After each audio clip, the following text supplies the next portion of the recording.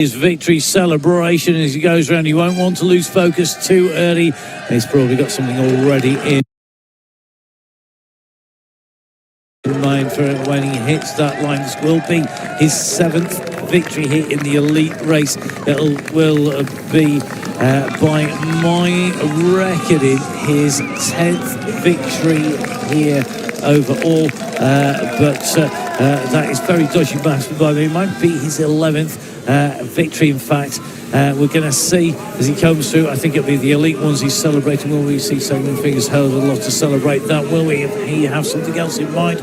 Not long to find out. He's on to his last lap. He's well clear of everybody else, still powering his way around this lower field and showing no signs of slowing down as he comes in towards the banking.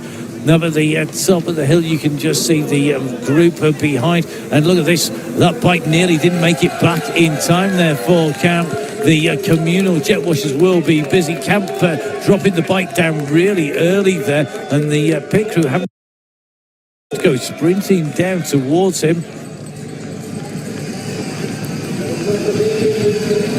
So the riders due to exchange outside a dedicated pit box that's allocated to them by Nation.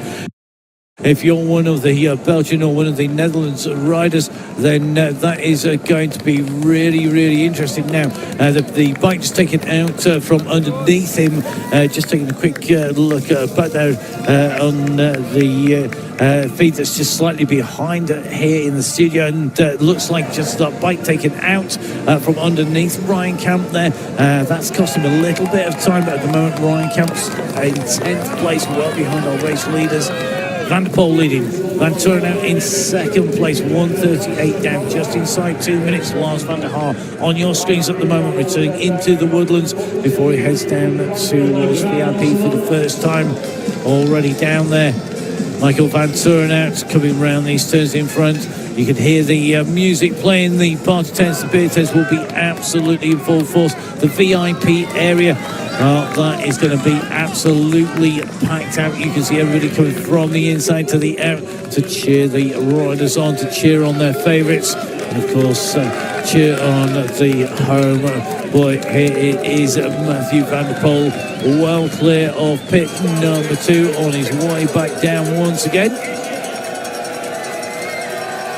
So once more over the bridge. Is he going to risk it? Of course he is. No, we get a wave. He get a wave this time round. Well, I tell you something. He did it one-handed. I was waiting for a one-handed whip there, but no, it didn't happen. It's a wave instead. Well, I think he's given them plenty of whips. The photographer's got plenty in hand there out on the course.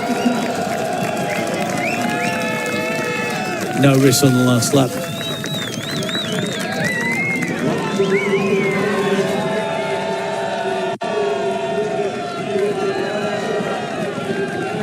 Oh, Vander Poel looking very calm as he went over the bridge and looking like he's maybe just eased back a touch. His last lap an 8:11 instead of his fastest lap of 7:57, 6 seconds slower than his previous lap.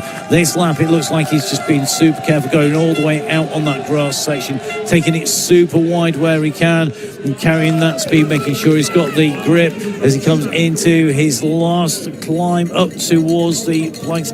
You traverse along, this is slightly uphill alongside, there's a roadway out to the rider's left or right hand side here, and it is a slight uphill here, and then you take a left hand turn and it really does, so the gradient really does increase up the banking. A fair way away from that comes Michael Van Turnhout in 2nd place.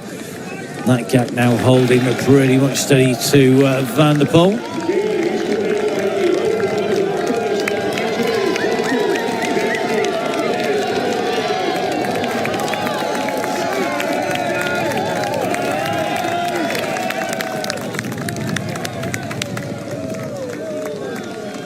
So Vander Poel up in front of the Vlasic grandstand view of the racing here. He's got the descent, the stairs, the camera bank and descent down onto the finishing straight to complete his lap. Van Turnhout is behind him, as is Van der Haar and the rest of the race field that are left in this race. He has washed everybody out and away. On the way down, he drops down for the last time into the base of the stairway to heaven, as it's known here at Huga Heider. remounts the bike. Time to descend down to that tarmac to enjoy his run up to take a 7th victory here today in the elite race. Here he comes. You'll be able to hear the noise all the way across the Low Countries here in Europe as he makes his way along. They're packing the barriers 10 deep here as in the very last round of the Cyclocross World Cup for 2024-25. Matihe Vander Poel continues his winning streak, a perfect score. He's ridden 5 World Cups. He's taken 5 wins out of 5 in the World Cup this year. Vander Poel comes through, takes victory, and puts himself in as hot favourite to retain that title when we go on to the championships next week.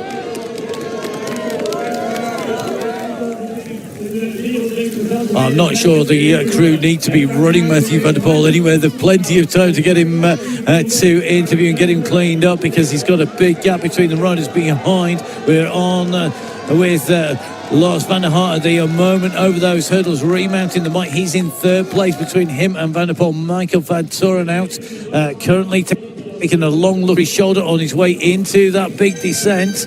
A bit further back, Ellie Isbet and Tunes on the way down this descent. Ellie Isbet already right over the bars there as well and manages to unclip. Quick remount. That has cost Isbet points and places here, and it's going to come down to a close fight between Lars van der Haar and Ellie Isbet, because we've just seen the gaps open up. Tunes has gone past him and looks like that is going to be Verschura in front of him as well. So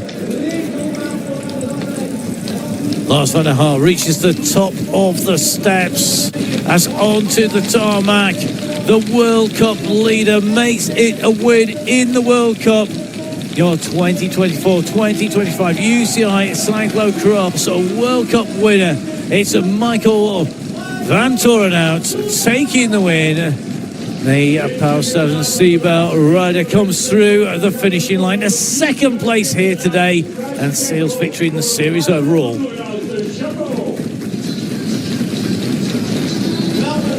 It's a 3rd place, another podium for Lars van der Haar. He's going to take away 25 points in the series. Will that move him up in the positions in the overall? We have to wait till the mass is done. Tunes is making his way into the line. I think he's going to be secure in 2nd place in the series overall. He's not going to be touched for that by the riders behind him. A great return for Tunes to the World Cups this season. He's had podiums. He's going to take away 2nd place overall. And he takes 4th place in the race today. Now, Joran Verschura pushes to the line here. He comes in ahead of Ellie Isbet. He's going to take 5th place. It's going to be Ellie Isbet who's taking away 6th. I think the point score is going to be too close for there to be a change between Van der Haar and Isbet, but we'll try and work that out as soon as we can. Behind him, Ellie Isbet, 7th place at Joris Nieuwenhuis in 8th position. Yes, Adams comes through taking 9th place, 2:51 down on our race winner Matihe Vander Poel. And then it's going to be Ryan Camp for a long time in with that leading group. Comes through at 3 minutes down on the race winner. Behind Finn Romhaar, dropping down the descent on to the climb. Romhaar ahead of Total Energies Fabien Dubé and Clement Venturini. Romhaar knowing that he's got it in the bag and not be worried about sprinting too hard. Meanwhile, the Total Energies rider, that is Fabien Dubé. Good ride by him, 12th place here today. I think that is his season best from memory. Behind him, the French champion Clement Venturini makes his way from the Arkea B&B Hotels team up towards the line. The French champion in those tricolour colours comes in over the finishing line and makes it 13th place. It's going to be a 14th here today for Felipe Orts, he will come through ahead of 15th place Mies Hendricks. Hendricks in the green, in that bright green jersey, just ahead of Joshua Dubau, who will be taking 16th place.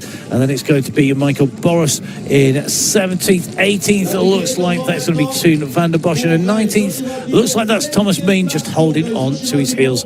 Well, it's been a frantic race out there. We saw Elie Iserbyt go flying over the bars. We can hear from him now. Iserbyt, quite a comeback on a tough course.